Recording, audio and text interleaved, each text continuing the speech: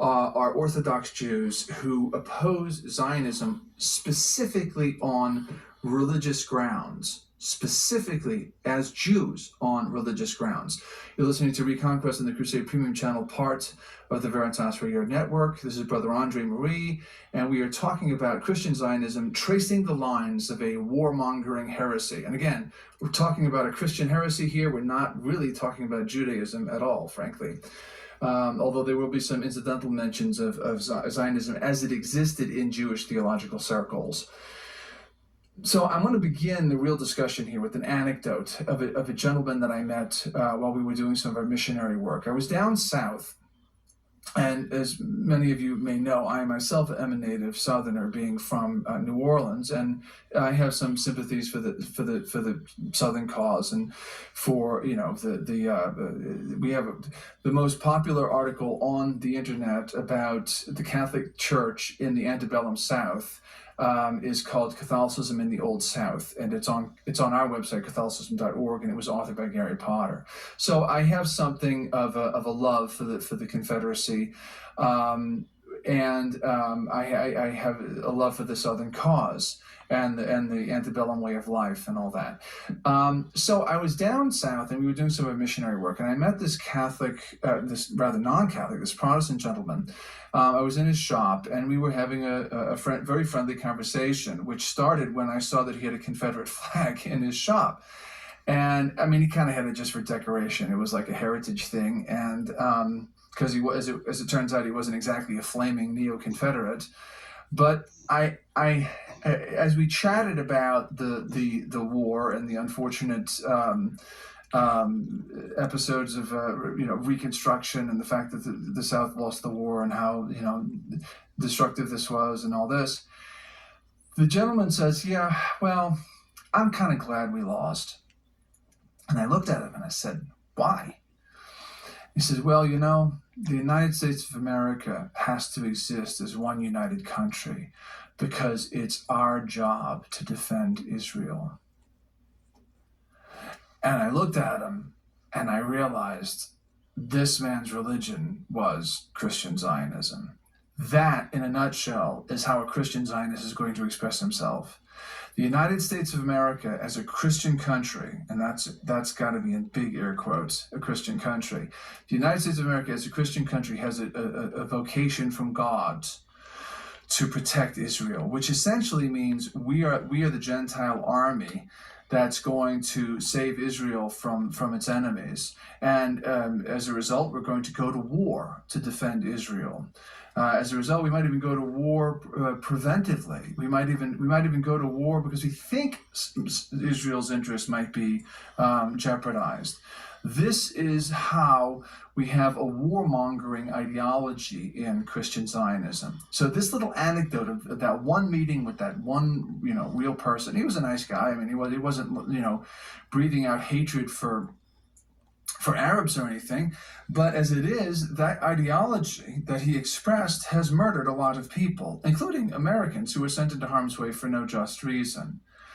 Okay, I think it's necessary to talk a little bit about the background of Jewish Zionism. I told you that Christian Zionism is a Christian heresy, but that it predates Jewish Zionism, and it does. The first manifestations of Jewish Zionism, a sort of proto-Zionism that we know of, is that which was expressed by Yehuda al-Khalai, who lived from the years 1789 to 1878. Again, his name is Yehuda al-Khalai. He was born in Sarajevo, which was then part of the Ottoman Turkish Empire. He was affected by the Bosnian nationalism that was going around in the 19th century, and therefore one might suppose that the nationalist aims that were taking place all throughout the world, really, at that point, especially Europe, would have made people crave for the nationhood of various different ethnic groups. And why then shouldn't the Jews, who are their own ethnic group, have a nationalism of their own?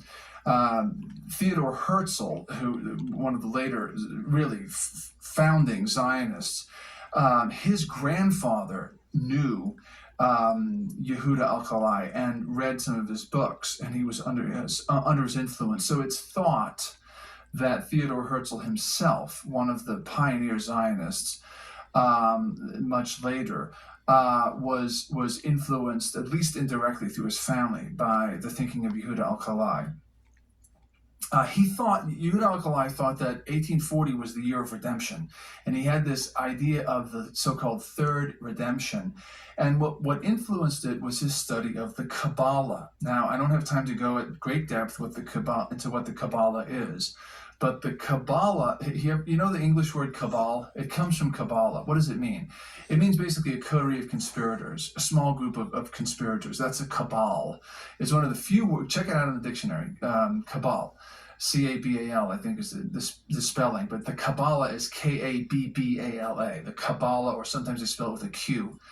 The Kabbalah was the Jewish body of Gnostic writings. Gnosticism wasn't just a heresy in Christianity, Gnosticism was a heresy in Judaism as well.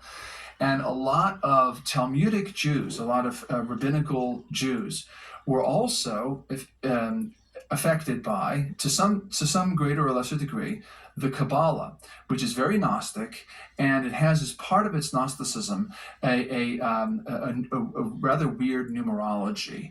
Numerology meaning the study of numbers and lending mystical significances to numbers. And when you realize the fact that every letter of the Hebrew alphabet is also a number, then you realize that the Torah, the Hebrew scriptures, the Pentateuch is the Torah, can be read as a numerical code, since every letter is also in fact a number. The Kabbalah is largely based on this fake reading, this numerological Gnostic. Gnosis always goes for the hidden knowledge. It's not just any knowledge. Gnosis in Greek means knowledge, but Gnosticism is this pursuit of some esoteric hidden knowledge that only the initiates and the elites can find out, as opposed to the gospel, which is a public revelation.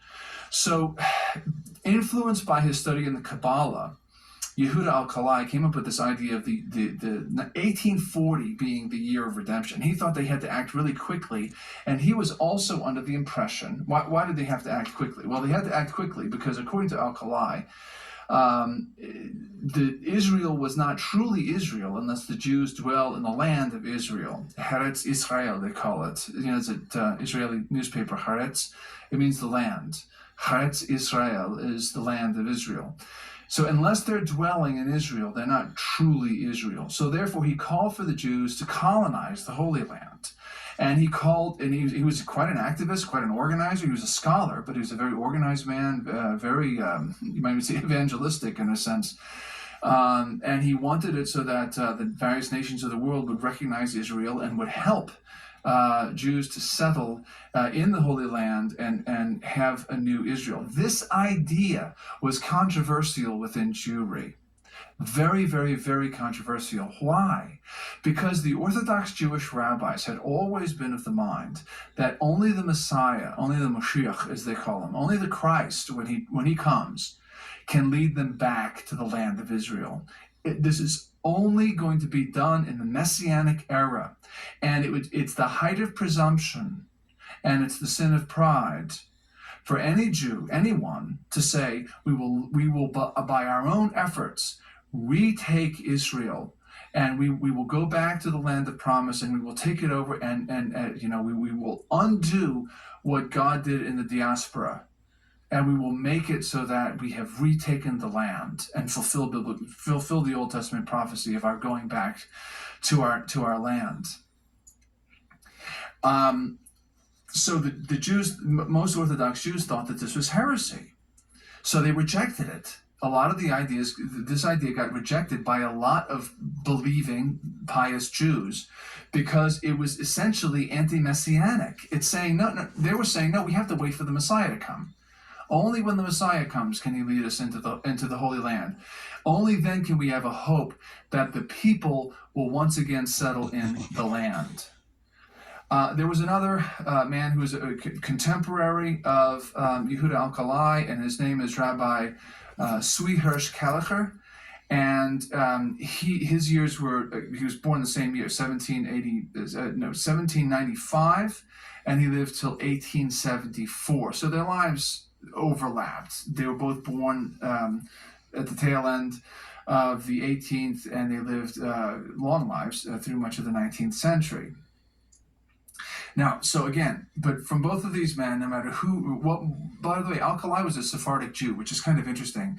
A Sephardic Jew is the Jews of the mostly Spain and Portugal and Italy. They have more Semitic blood in them than the Ashkenazim do. And the interesting thing is that today, the Sephardic Jews are second-class citizens in Israel, and I know this this is documented, but I know it personally from an anecdote from a Sephardic Jew who was born in Israel that I met. So the Jews, the other Jew, Kalacher, was an Ashkenazi Jew. So these two Jews of different backgrounds, who were contemporaries, both held a similar idea that we have to get back to the Holy Land. The Jewish people have to get back to the Holy Land and really become ourselves again. But again, it was still, most Jews thought that this was a heresy. And when some people that are listening to me probably know as a fact of history that in 1948, when Israel was created as a state, there were lots of Orthodox Jews who were opposed to it. There were Jews in America who were opposed to it, who formed an organization, the name of which currently escapes me, to oppose the United States recognizing Israel. Why? Because, again, they thought it was presumptuous. Only the Messiah, when he comes, can take them to the land of Israel. And it's going to be a very sort of eschatological event. It's going to be a very miraculous event. It's going to be an event that beggars all belief when the Messiah finally comes and takes his people back to the Holy Land. So Zionism rejected that and said, no, we got to do it ourselves. When we do it ourselves, then eventually the Messiah will come. But then what happened later with Moses Hess and with Theodor Herzl was that Zionism became, we're getting away from the proto-Zionism and getting to the real thing. These are the founders of modern Zionism, Moses Hess and Theodor Herzl. They were basically secularized Jews, and they completely expurgated the thing of religious concepts. And they said, no, the Messiah isn't a person, it's us. The Jewish people, we are the Messiah. We are the ones who are going to go and claim the Israel ourselves, and we're going to redeem humanity. Now, if you think that I'm making this up, check it out. It's absolutely true. The early Zionists, Moses Hess, Theodor Herzl, they rejected the personal character of the Messiahs. And actually, one might see why they would be tempted to do this. After all, we Christians know that he came already. And those time-bound prophecies of the Old Testament, like the prophecy of Daniel in his 70 weeks of years, from his own time to the time of the coming of the Messiah, these things have long since expired. And why were there many false Christs in the days immediately following our Lord's ascension into heaven? Well, because that was around the time that it was supposed to happen. Because the Jews themselves knew that they were generally living in the time that it was expected. There was an expectation that was going on. But those who rejected the true messiahs either fell for some false messiahs or said, well, he's not here yet, he's going to come later. Well, 2,000 years nearly go by, and they say, well, maybe he's not going to come at all. Maybe he's us. Maybe it's not an actual physical person, but a moral person, and the nation of Israel will somehow redeem humanity.